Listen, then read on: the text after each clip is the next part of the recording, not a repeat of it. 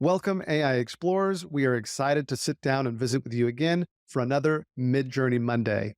Today, we're going to look at an Art Deco revival with my brother, Warren Tingen, graphic designer and AI user extraordinaire. So let's hop on over and see what he's working on.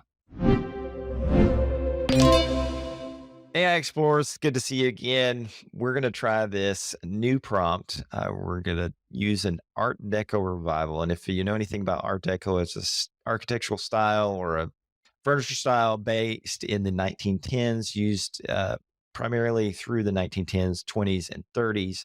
And we can see it in a variety of architectural applications like the Empire State Building and some other things.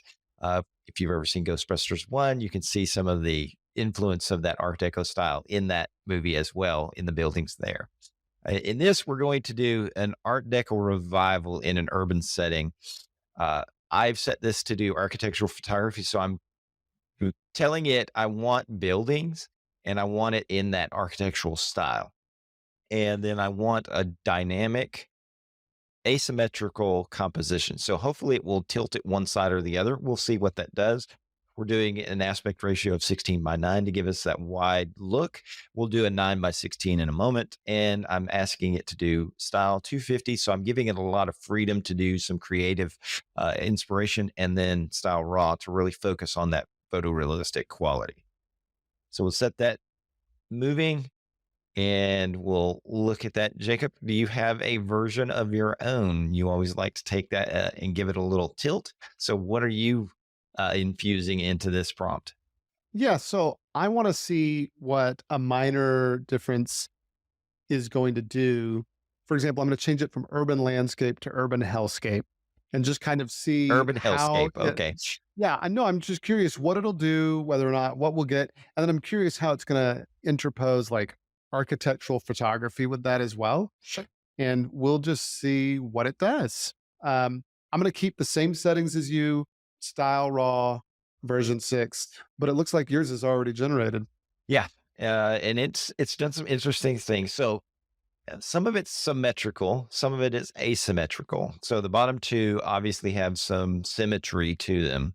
Uh, and the top two definitely have more asymmetry in the composition, and it's a little wider. So it's definitely got some unique feel. And the Art Deco qualities are coming out. So Art Deco, a lot of people think these geometric shapes primarily, and yes, that is part of the style, but it's also known for some of these vibrant colors that, and I love this yellow. Um, Yellow is my favorite color, and this type of yellow is in that this quadrant right here up at the top is kind of that yellow that I like the most. So I like that it infused that. And then we've got that kind of steel feel for these top two and that distressed look. So it did a pretty good job. What did yours do? Let's hop on over. One of the things that I like hearing you talk about this topic is because Sure. for I think the first half of your graphic design career, you focused on architectural, design, and so you this is a topic you know well.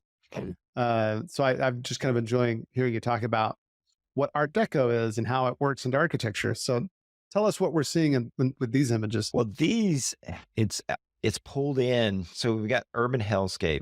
It's doing an Art Deco revival. It's definitely trying to do that. It's the colors, the bright blue colors are Yeah, they've infusing that. dampened the colors a lot.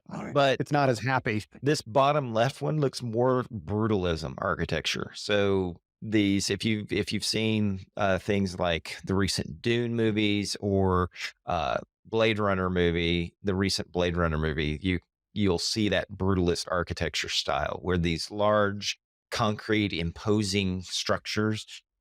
So that definitely pulls from that. So I don't know that it really infused that Art Deco formation, but let's try it with a 9:16. So I'm going to copy my prompt up here and see what it does with the 9:16. So we'll imagine that and we'll do 9:16. So this will definitely bring a different feel because as we've seen in all of our explorations, when you do landscape versus portrait or change that aspect ratio, it does alter. For mine, second go at it, for my second go at it, I'm changing instead of an Art Deco revival, A kind of Rococo. harkening back to kind of a post Renaissance, kind Okay. of flourishy kind of architecture. I'm just kind of curious to see what it'll do with this. Well, So, and that's the great thing about Midjourney and what it's been trained, the models that they've used to train is how much information it knows.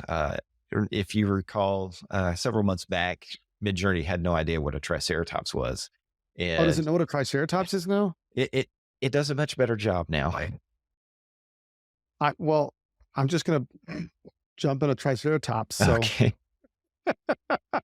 if we're talking about it, that'll be an interesting blog post. Now Architecture and dinosaurs. I love these. Now it definitely just Oh, because it's so tall. I love it it too. ignored the asymmetry for the most part, and it centered everything in here. But the architectural style and feel of these buildings definitely brings in that uh, those components from the Art Deco style. So, what do you have here? Oh, these are beautiful.